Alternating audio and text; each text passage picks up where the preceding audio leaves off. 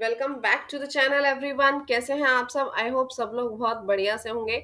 तो गाइज हमारे पास एक नया ड्राफ्ट जो है, नया सर्कुलर इशू किया गया है इनकम टैक्स डिपार्टमेंट के थ्रू। इनकम टैक्स में बहुत बड़ा चेंज आने वाला है। ITR 1 से ITR 6 जो फॉर्म्स हैं वो खत्म कर दिए जाएंगे और इन सभी की जगह हमारे पास क्या आ जाएगा, एक कॉमन ITR फॉर्म आएगा। ठीक है जी। इन सब की जगह हमारे पास एक कॉमन ITR फॉर्म आ जाएगा। तो ये जो हम एज पर पर्सन और as per nature of income जो हम ITR फॉर्म सिलेक्ट करते थे, अब वो चीज हमारे पास खत्म हो जाएगी। आपको कोई सिलेक्शन नहीं करना, डायरेक्टली आप लोग जाके कॉमन ITR फाइल कर सकते हैं। लेकिन यहाँ पे क्या रहेगा, ITR 1 और ITR 4, ये दोनों फॉर्म, इनकी एग्जिस्टेंस खत्म नहीं होगी, ये अभी भी एग्जिस्ट करेंगे। ये अभी भी एग्जिस्ट करेंगे। और अगर ये फॉर्म एग्जिस्ट करेंगे, मेरी बात समझिए, अगर ये फॉर्म एग्जिस्ट करेंगे तो आपके पास क्या आ जाएगा, एक ऑप्शन आ जाएगा। ऑप्शन क्या होगा, आइदर आप ITR 1 और फॉर्म यहाँ से 4 यहाँ से फाइल कीजिए या फिर आप कॉमन ITR फाइल कर दीजिए। गाइज आगे की वीडियो स्टार्ट करने से पहले मैं आप लोगों को बता दूं, अगर अभी तक चैनल सब्सक्राइब नहीं किया तो प्लीज ऐसी इंपॉर्टेंट इन्फॉर्मेशन जानने के लिए चैनल को सब्सक्राइब जरूर कर दीजिए और वीडियो को लाइक करना बिल्कुल मत भूलिएगा। ठीक है जी, तो स्टार्ट करते हैं हमारी नॉलेजेबल वीडियो। सबसे पहले तो मैं बता दूं, अभी तक ये फॉर्म आए नहीं है। गवर्नमेंट ने क्या दिया है, सिर्फ एक ड्राफ्ट पेश किया है कॉमन ITR फॉर्म का। ठीक है, ड्राफ्ट मतलब आप लोगों को एक ड्राफ्ट दिया गया है, आप लोग सभी ने स्टडी कीजिए और गवर्नमेंट ने आप लोगों से सजेशंस मांगे हैं, जनरल पब्लिक से, स्टेक होल्डर से, अदर कंसल्टेंट से, यानी आप लोगों को इसको रीड आउट करना है। और अगर आपके पास कोई सजेशंस हैं तो आप लोग गवर्नमेंट को वो सजेशन दे सकते हैं। आगे हम देखेंगे। देखिए ITR 1 to 7 हमारे पास फॉर्म होते थे। ये हम ITR 1 to 7 कैसे फाइल करते थे, टाइप ऑफ पर्सन और नेचर ऑफ इनकम के बेस पे। ठीक है, तो यहाँ पे क्या था, जो स्पेसिफिक फॉर्म थे वो स्पेसिफिक कैटेगरी ऑफ पर्सन के लिए और स्पेसिफिक कैटेगरी ऑफ इनकम के लिए मैंडेटरी होते थे।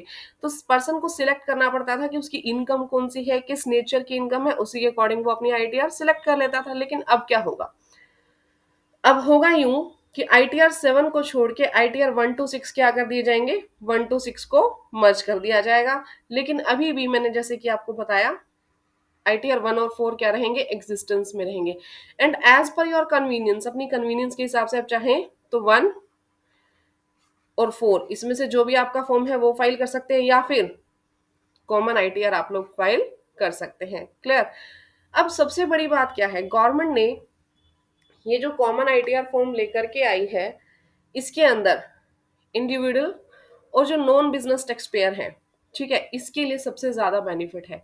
गवर्नमेंट का कहना क्या है कि ये जो मैं कॉमन ITR लेकर के आई हूं, अगर आप अपनी ITR फाइल करना चाहते हैं, कौन से दो लोग, इंडिविजुअल और non business tax payer type, तो वो लोग आसानी से कॉमन ITR के अंदर अपनी ITR फाइल कर सकते हैं। इसमें कई सारी चीजें ऐसी होंगी जो प्री फिल होंगी, यानी आपने अपना पैन नंबर डाला, आधार नंबर डाला, तो कई सारी चीजें ऐसी होंगी जो कि प्री फिल्ड हो जाएंगी, आपको उन्हें फिल करने की जरूरत नहीं है। प्रॉपर रिकंसिलेशन अवेलेबल होगा इसमें थर्ड पार्टी डाटा के साथ आपका। तो बहुत सारी चीजें जो है ऑटोमेटिकली होती चली जाएंगी। बहुत यूजर फ्रेंडली जो है कॉमन ITR इसके अंदर आप लोगों को मिलने वाली है। अगर आप लोग अपनी खुद से ITR फाइल करना चाहते हैं तो बहुत अच्छा ऑप्शन जो है सरकार आप लोगों को दे रही है।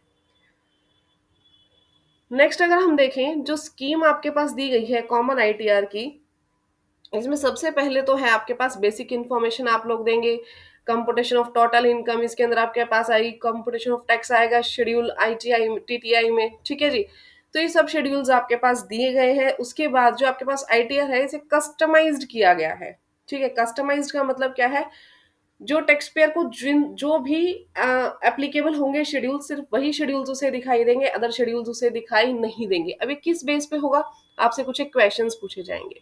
ठीक है, क्या होगा, आपको कॉमन ITR में कुछ एक क्वेश्चंस दिखाई देंगे, उन क्वेश्चंस के आप आंसर्स देंगे and according to that answers आपके पास वो शेड्यूल जो है वो ओपन हो जाएंगे। अगर आपने आंसर दिया यस, तो उससे रिलेटेड पर्टिकुलर शेड्यूल आपके पास ओपन होगा। अगर आपने आंसर दे दिया नो, तो वो ओपन नहीं होगा। क्लियर? तो अननेसेसरी शेड्यूल्स आप लोगों को दिखने वाले ही नहीं है यहाँ पे। देखिए यहाँ पे लिखा हुआ है कि अगर आपने आंसर दिया no, then linked other questions link to this schedule will not be shown to him. Clear. Next अगर मैं बात करूं, इंस्ट्रक्शंस जो है वो ऐड की गई हैं।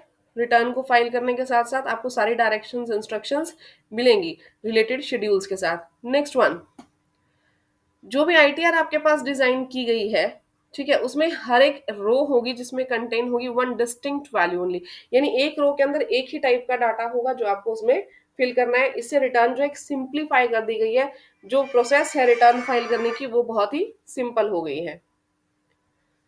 नेक्स्ट अगर मैं बात करूं, utility of ITR will be rolled on out in such a manner that only applicable fields of the schedule will be visible and wherever necessary the set of fields will be appear more than once। यानी कि सबसे पहले तो जैसे मैंने बताया कि जो आप यस और नो करेंगे उस बेस पे शेड्यूल्स ओपन होंगे, लेकिन ये क्या कह रहा है, मल्टीपल शेड्यूल्स सिर्फ तभी दिखेंगे जहां पे नेसेसरी होगा। Wherever necessary the set of fields will be appear more than once. जैसे कि यहाँ पे एग्जांपल भी दिया हुआ है, एक से ज्यादा अगर आपके पास हाउस प्रॉपर्टी है, if you have more than one house property, तो ही हाउस प्रॉपर्टी के दो शेड्यूल्स आपको दिखाई देंगे, अदरवाइज नहीं दिखाई देंगे। और अगर मैं बात करूं कैपिटल गेन्स की, देखिए कैपिटल गेन्स की अगर मैं बात करूं, तो कैपिटल गेन अगर आपके पास है सेल ऑफ शेयर से, तभी आपको सेक्शन 112 दिखाई देगा, 112A, अदरवाइज वो दिखाई नहीं देगा। यहां तक क्लियर हुआ आप लोगों को? यानी जो शेड्यूल आपके ऊपर एप्लीकेबल नहीं है वो आपको दिखाई नहीं देगा, और जो शेड्यूल एप्लीकेबल है,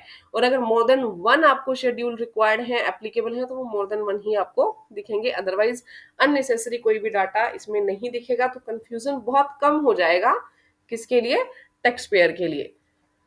now as evident from above, the taxpayer is required to answer questions which apply to him and fill the schedules linked to those questions। यानी सबसे पहले तो आपने आंसर्स देना है यस और नो का, फिर आपको वो शेड्यूल्स दिखेंगे जो आप जहां आपने यस किया उससे लिंक्ड जितने भी शेड्यूल्स होंगे वो ओपन हो जाएंगे। ठीक है, तो यहाँ पे एनर्जी जो है टैक्स पेयर की बचेगी, यानी बहुत ज्यादा बर्डन जो है टैक्स पेयर के ऊपर वो कम कर दिया है सरकार ने। आप इससे रिलेटेड शेड्यूल्स भी देख सकते हैं, आगे एनेक्सर्स दिए हुए हैं। बहुत आपके पास बड़ा जो है ये सर्कुलर है 169 पेजेस का। देखिए सबसे पहले तो अनेक्सर ए दिया है, इसमें आपको स्टेप बाय स्टेप इलस्ट्रेशंस और क्वेश्चंस दिए हुए हैं। अनेक्सर बी की अगर मैं बात करूं तो एक तरीके से ये एक एग्जाम्पल दिया हुआ है। ठीक है, अनेक्सर सी और डी किससे रिलेटेड है, इसमें फर्म से और कंपनी से रिलेटेड है। आप चाहें तो ये सारे अनेक्सर्स जो हैं एक बार गो थ्रू कर सकते हैं। इन सभी अनेक्सर्स को मैं आपको गाइड करूंगी कि आप गो थ्रू कीजिए, कोई दिक्कत आती, कुछ समझ में नहीं आता तो आप मुझसे जरूर डिस्कस कीजिए। तो ये जो अनेक्सर्स हैं इनकी अगर मैं बात करूं, तो इन एनेक्सर्स के अंदर आपको एग्जाम्पल मिलेगा। आप इसके ऊपर चाहें तो सरकार को अपना व्यू भी दे सकते हैं, आपका जो सजेशंस है वो सजेशंस आप दे सकते हैं। अगर इस तरीके की कोई बढ़िया सजेशंस आपके पास है तो प्लीज आप मेरे कमेंट बॉक्स में जरूर बताइएगा। और अगर आपको इसमें कोई दिक्कत आती है, कुछ समझ में नहीं आता, तो प्लीज वो भी डिस्कस कीजिएगा।